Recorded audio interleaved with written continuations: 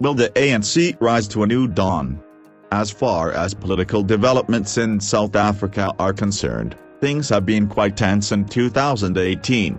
The year was ushered in with anxiety about the continuation of former President Jacob Zuma's administration following Cyril Ramaphosa's ascension as the president of the ANC in Nasrec last December. Zuma was subsequently replaced by Ramaphosa as the president of the country in February this year. The new dawn seemed possible with the removal of the stubborn Zuma, who became a liability for the country's progress. A minor cabinet cleanup was carried out, notably with deployments of Ramaphosa's trusted lieutenants to key portfolios such as Treasury and Public Enterprises.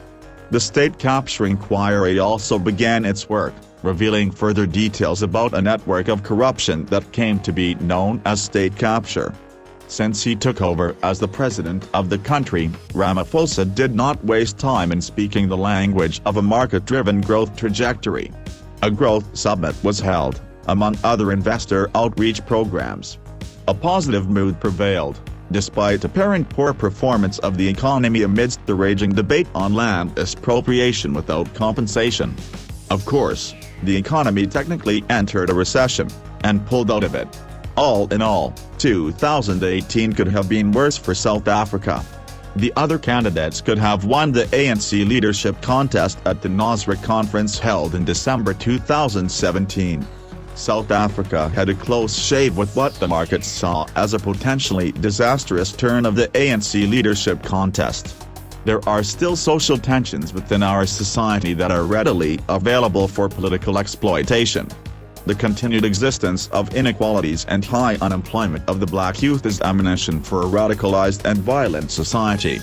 We may already be at this point, bearing the effects of an apartheid system combined with our recent loss of focus in pursuing the mission of normalizing society under a democratic dispensation. What's in store for 2019?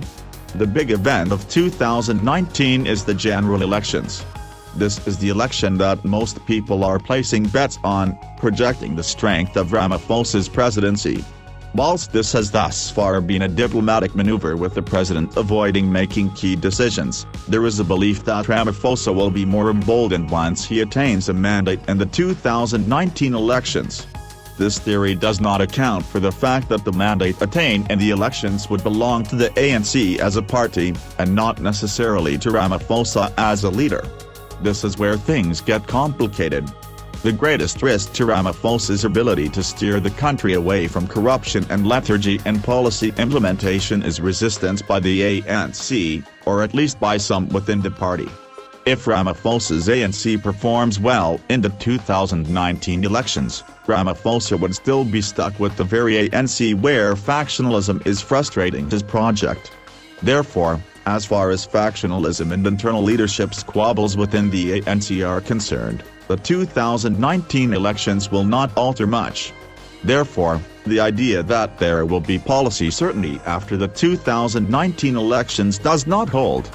If anything, developments point to more policy uncertainty or even an inauguration of a new leadership battle within the ANC immediately after the elections. As a political party, the ANC is not able to make bold promises in the period towards the elections. The idea that the ANC can increase its electoral hold is odd, given the difficulties that the party has experienced in terms of state capture. Therefore, the ANC that will come out of elections will most likely receive a weakened mandate. This is the ANC that is already struggling to formulate a cogent policy position of land reform and has adopted the EFF's position on the matter. The difficulty is that, despite a win by the ANC in the 2019 elections, the party would come out weaker when it comes to policy positions due to the existence of internal battles. The ANC with a weakened majority also means that the party would have to seek support on some policy positions in Parliament, in the same manner the ANC teamed up with the EFF on the expropriation of land. Those are the bargains that bring more uncertainty, as the ANC needs to give something in return for support on some of the key policy positions of the party. The strange part of the equation is that the 2019 elections might not clear up policy uncertainties. One must ask, What is the question that the 2019 elections will answer about our society? The 2019 elections cannot just be elections to demonstrate that opposition politics in South Africa is failing to position itself as an alternative. If the elections only demonstrate that the ANC can hold on to power even after its gross mishandling of public resources, then we have a bigger challenge as a society.